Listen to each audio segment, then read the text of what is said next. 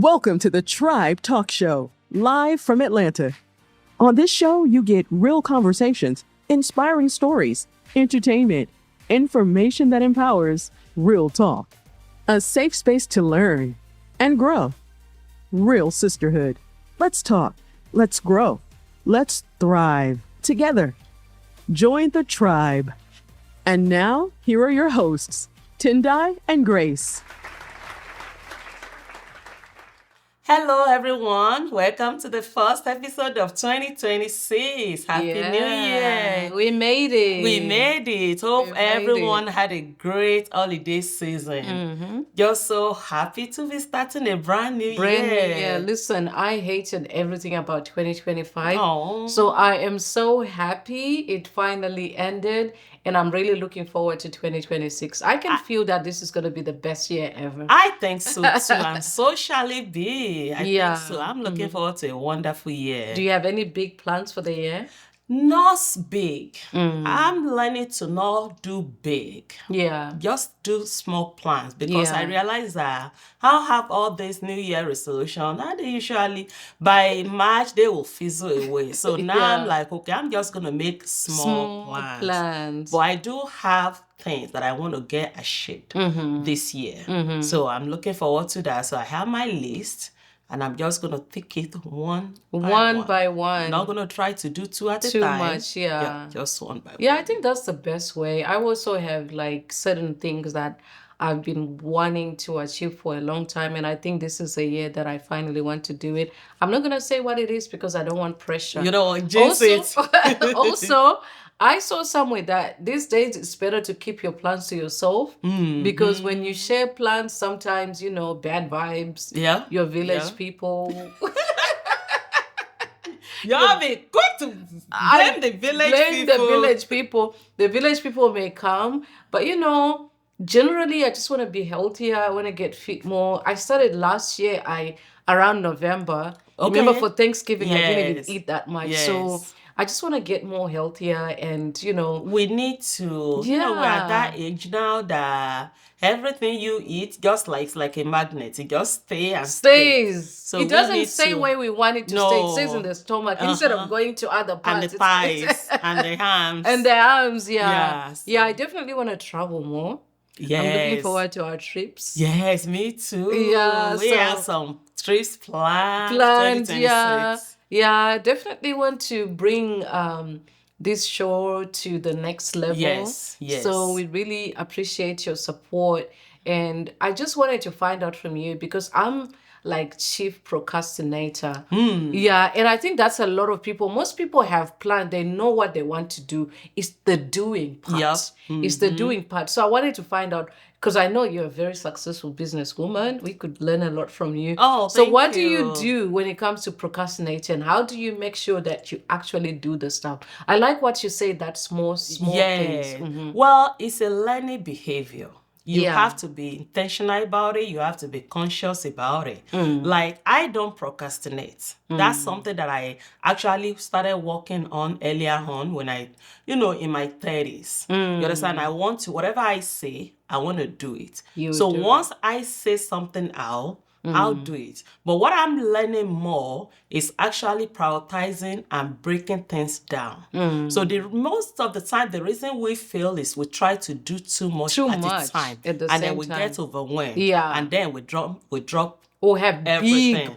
Big plans. So what I would say is that just take your goals one at a time. Break it down. Even if it's task, just break it down maybe to like 10 minutes. You know, break it down as much as you can and then just work on it consistently. Yeah. I think doing too much is the reason why we'll tend to get overwhelmed easily and then we'll fail. Yeah. And I would say for me, what I found that works for me is deadlines. I set deadlines for myself. That's a good one. Yeah, I set deadlines for myself. So if I want to do something, obviously there are certain things that are outside of your control, especially if you're relying with, don't even tell me about developers because I am so tired of them. But yeah, if you're relying on other people, sometimes you can't really, it's out of your control. But if you can, just set deadlines for yourself. Yes. Like last year, one thing that I did was I decided that I was going to do intermittent fasting. And it wasn't like I wasn't gonna fast, because I tried to do the 72-hour fasting. It was too much. I thought I was gonna pass out. I thought I was gonna pass out. So instead of 72 hours a week, I now do like 1 day a week where I just don't eat. So like you said, small tasks, but set deadlines for yourself. With me, if I want to take an exam, I have to book the exam. Okay, I have to book the exam in order for me to do it. So I find that, some people don't like it. Some people don't like to work under pressure, but I found that I work works more for you. under pressure. So if it works for you, I think just setting deadlines is really can be a good thing. Yeah. Another thing is, accountability. Because once I need to get something done, if I talk to you about it, I automatically feel like, oh my goodness, I have to follow through. You have to follow So through. if that works for you, that might be something to adopt. Exactly. Yeah, because that really helps me. Yeah. And also try to remove any obstacles that you may face when you want to do it. Because I read that somewhere that we are constantly trying to make excuses. So you can wake up and you say you want to go to the gym, and then you're like, I can't find my shoes. Of course. I can't find my gym bag. So just try to remove all obstacles. If I want to work, like I make sure now that my laptop is always charged, because I would say, oh, it's not charged, and then I just I'll do leave it later. So remove any obstacles and make sure that you are ready for whatever you want to do. But I think we got it. I think our tribe are very hardworking people, and I think they got it. They're gonna achieve They got it. They got it. But personally, a few things that I want to work on this year, it's like I tend to hold on to too much. And I really would like to purge in every aspect. I was telling my little sister the other day that I think I want to be a minimalist. Like only have what I need. What you need. You understand? Because over the years, I've just collected so much garbage. Things that I really don't use or need. Okay. I'm an emotional shopper. So I really want to work on that. Yeah, so that's one thing. And then also to prioritize self-care. Yeah. I started that this year, and I love how far I've come. So I want to continue to work on that. I started that in 2025. So I'm looking forward to continuing that this year. And then another one is to reduce my social media time. Really? I feel like I'm obsessed with TikTok.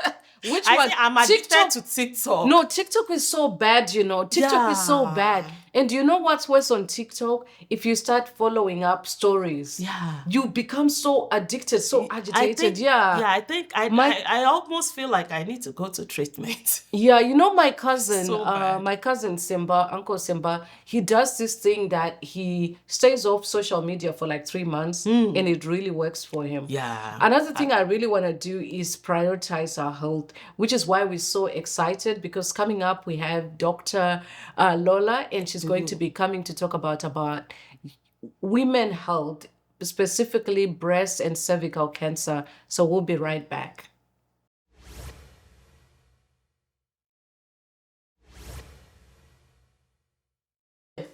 Welcome back, tribe. We are so happy to be joined by our beautiful Dr. Lola Okeze, all the way from Arizona. Yeah. Oh, thank you so much for honoring our invitation. Oh my goodness, thank you guys for having me. Yeah, we really love having you here. First of all, do you mind just telling us a little bit about yourself and the work that you do? Of course. Thank you so much for having me at the Tribe Talk Show. My name is Dr. Lola Okeze. I am a board-certified family medicine physician. I'm also a child of God, a wife, a mommy, a daughter, and a best friend. Oh, we love that. I love you. I love the wife and the mommy part the most. Very part, yeah. You are so beautiful. Thank you. We are so glad to have you. I follow your social media page, and I love what you do, educating our people, on the importance of health. And today we want to touch on cancer. Definitely. Yeah, so starting with breast cancer, because we know that it affects more Black women. Yeah. And this is a topic that is always very sensitive. So tell us, what is breast cancer? Yeah, that's a great question. You know, it's so unfortunate that we see higher incidences of breast cancer in white women, but we have higher mortality rates of breast cancer in Black women and That women of is African sad. descent. So, what does that mean? We don't get it the most, but we die the most from it. So, what is breast cancer? Any cancer that we see or have is just the abnormal division of the cells. Cells are already hardwired to divide at a certain rate and a progression. And there's this incorrect coupling or dividing of the cells, and that's how we get any kind of breast cancer, or cancers we find anywhere in our body, but breast cancer specifically. Wow. All right. Are there any warning signs that we should never ignore as women? Yeah. You know, one of the reasons we tend to see also a higher mortality rate in Black people is because we catch it later. Why do we catch it later? There's a lot of reasons we catch it later in Black women, but one of the reasons is we don't pay attention to our bodies. Not that we don't know what's happening to our bodies, because we're women. We know our bodies inside and out, but we are so busy taking care of everyone else, right? Say We that push again. We're so busy taking care of everyone else, we push off taking care of ourselves. So what can we not ignore? We can't ignore any changes to our breast.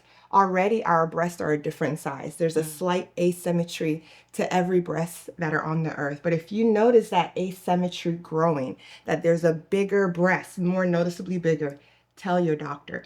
If you notice any skin changes around your breast, if it becomes rough, if it dimples like an orange, if the skin looks like it's pulled too tight, talk to your doctor. If you feel anything abnormal on your breast, talk to your doctor. If your nipples point out and they start to point in, talk to your doctor. Wow. If your nipples point in and start to point out, I want to hear about it. And if you ever notice any leaking from your nipples, discharge, clear, milky, or bloody, let your doctor know. Those are some very early warning signs that can help us get to a diagnosis faster if you ever notice them. Yeah. You mentioned, if we notice this, and they always say like do like a self-exam. Correct. What is that? What does that entail? And how do we properly do it? Correct. Because, if you see a discharge, you know that, okay, that's abnormal. Yeah. But a lot of times you can miss a lump. Correct. So now our governing bodies are moving a little bit away from doing self-breast exam, but I, as a family medicine physician, feels it's so important for us to have breast awareness. If you don't know what your own breasts feel like, I want you to be the subject matter expert on your own breast. Right? That's what I was going to say, Yeah. because everything that you mentioned, that if you notice stuff, some of us, growing up in Africa, we never really used to pay attention to our bodies. It feels awkward to be touching yourself. Shame. Correct.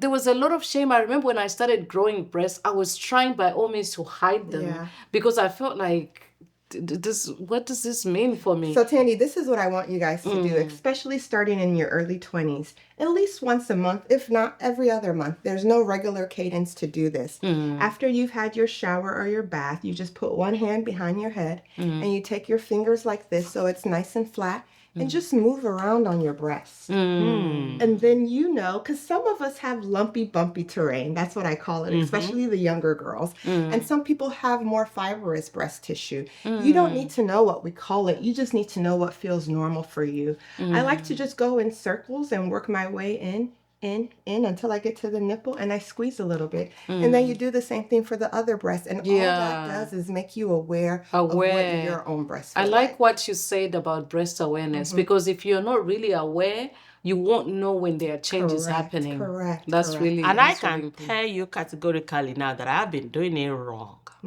All along, because all you just said right now, that wasn't what I was doing. Yeah. I would just lift it up and then touch around Still it. do that, because you have to, you brought up a very good point. You still want to get under the breast, especially as we get older. It can fall on itself. So Yeah. you want to get that tissue pressed against your fingers. And also, it sounds silly, but you want to rub in your armpit a little bit too, because we have the tail of the breast that goes into our axilla, which is right in our armpit. And we don't want to miss that tissue as well.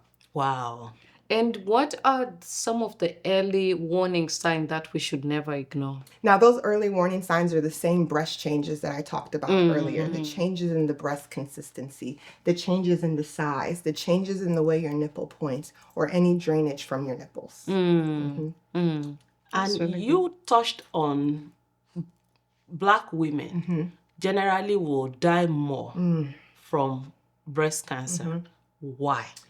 I think the first reason we cannot ignore is that there are some women from Eastern and Western Africa that tend to have a more aggressive subtype of the breast cancer, and it's called triple negative. And it means that cancer has triple negative of 3 different hormones. So we sometimes do tend to get a stronger, more virulent form of the breast cancer. But what I unfortunately see a lot is what I call the misdiagnosis triad. Either you come in with symptoms as a Black woman or a woman of color, and your symptoms are misunderstood, they're just not heard or listened to, or they're misdiagnosed. And also, do you think it could be a part of us enduring pain? Because our community, as Black people, we're told to be strong, to be strong, to be strong. So when you feel pain, we tend to ignore. If you see me going to the doctor, I'm about to die. No, we don't want you to wait that long. And you also mentioned pain in your breast is an abnormal sign. Listen, there's nothing stopping you from making an appointment with your doctor when you feel something is abnormal. Worst case scenario, you and I just get to chat and see each other, but talk to your doctor about anything that you notice that it's abnormal. And then we can start noticing a trend like, oh, you know what? This actually is a precursor to the pain you're feeling, especially with young girls to your period when we time it. But it's never wrong. It is never wrong to go to your doctor with a new symptom or concern you're having about your own body, because you really are your biggest advocate.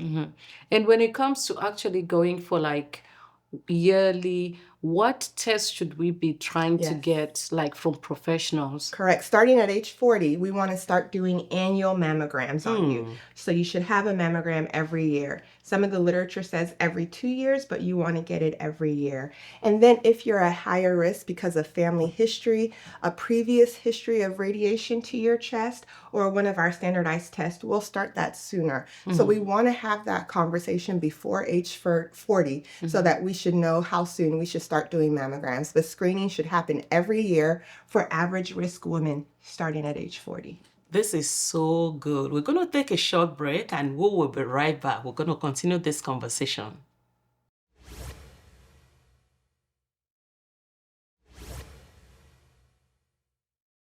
And we are back, guys. We're so honored to be having Dr. Lola in the house, educating us about cancer. And one thing that I know as African women, whenever we hear cancer, whenever we hear breast cancer, we think we are dying.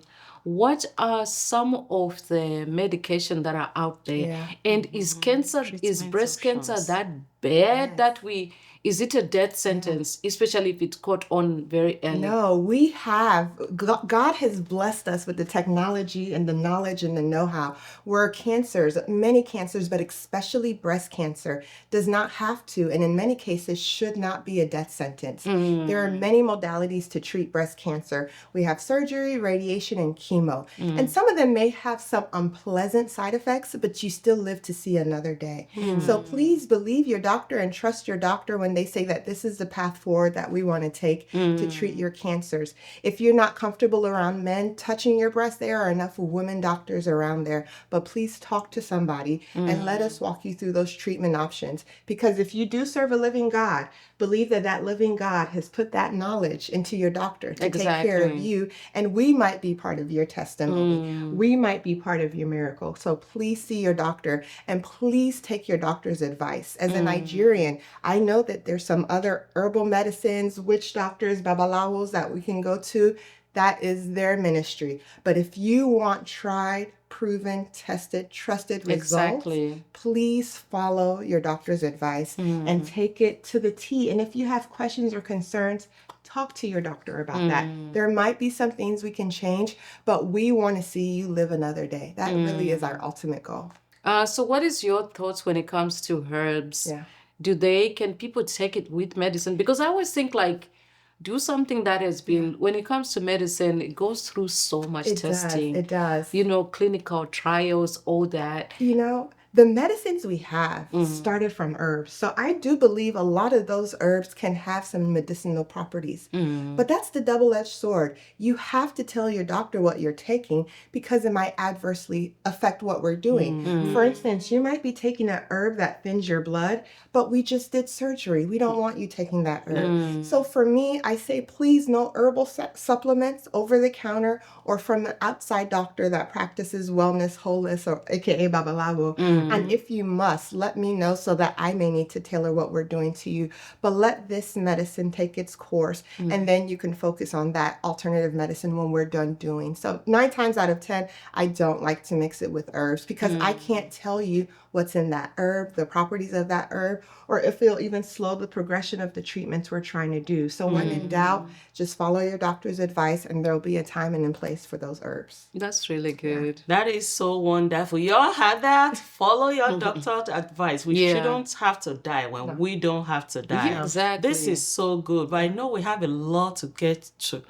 Now, let's shift gears and talk about cervical cancer. Oh, yeah. Because this is another one that affects Black women. Correct. Please tell us about this particular type of cancer. Now, cervical cancer happens in our cervix, which is inside our vagina. And just to put things in perspective, you can have various pelvic cancers, but when you're having a baby and your cervix dilates, that's where we find the cancer. And this does disproportionately affect Black women and women of African descent for 2 very different reasons. Surveillance. We don't screen enough for cervical cancer. It's the number 2 cancer for deaths in Black women, and it doesn't have to be, just like breast cancer. And another reason we do see a high prevalence of cervical cancer is because we're not using the HPV vaccine to our benefit and vaccinating our children while it's still early and they have never been exposed to the HPV virus. I wanted to touch on that HPV vaccine because I know my daughter, who is 22, has had it. Wonderful.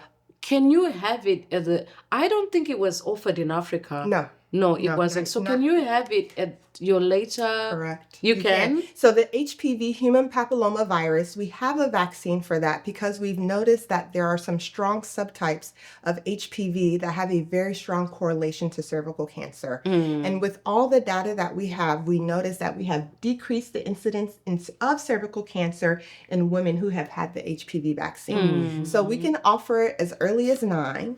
We tend to vaccine between the ages of 9 to 12, but you can vaccinate well until adulthood. The goal is to catch that child before there's any sexual activity exposure to even get the HPV. But when I say some prevention is better than none, I still encourage people to get vaccinated well into their 20s. And does this apply to boys also? That is a great question. HPV, human papilloma virus vaccine, is for both boys and girls. HPV can also cause penile cancer and anal cancer. But guess who's the number 1 transmitter of HPV to women?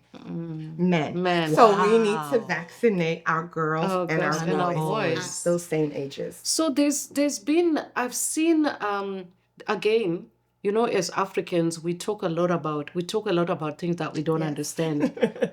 I've had people linking cervical cancer to how many sexual partners you've had. No, there is absolutely no correlation with the number of sexual partners with cervical cancer. Now, what may be a co-founding variable, which means we can't say it's linked or not, the more sexual partners I have, the more incidences I have of exposing myself to HPV. Okay, so it's about... But imagine if I was protected, got the HPV vaccine as a child, which I did, then that becomes more a moral question, not a health question. Yeah, definitely.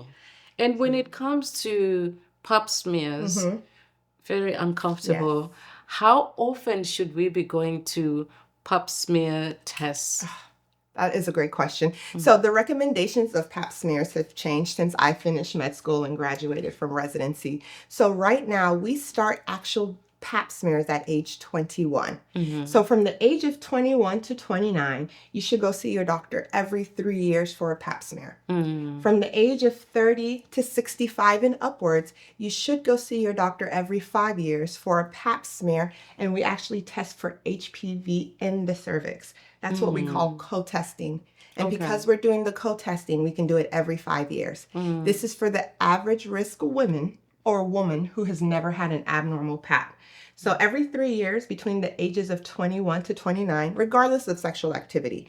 So if you started having sex at 18 or 19, that doesn't mean you need to have a pap smear at 18 or 19. We will start at 21. And then starting at age 30, we can go every 5 years with co-testing, which is a pap smear, which tests the cells of the cervix to see if they're dividing abnormally.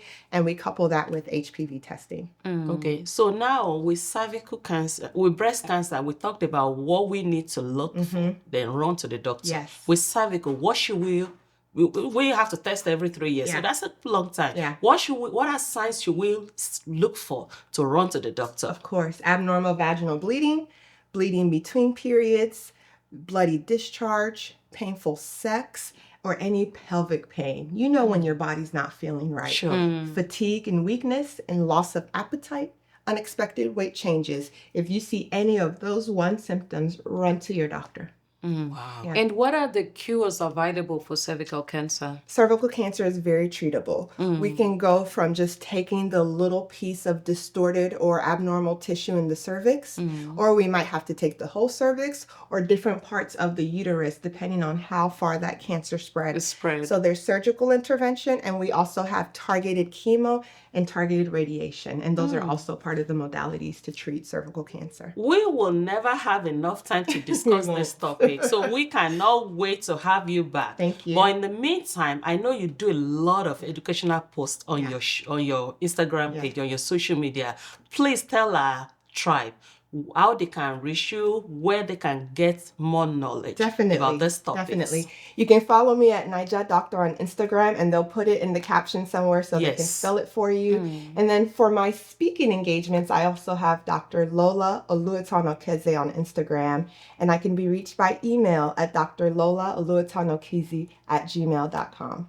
Oh, Happy New Year. Thank you so much. Thank you for joining us, ladies, Dr. Lola. This has been very impactful. And ladies, we have to look after ourselves, like the doctor said. Go for those tests. Learn your body, know your body. You have to look after yourself before anybody else can. That's all time we have for today. But thank you so much, Doctor, for gracing us with your presence. Tribe will see you again next time. Thank you.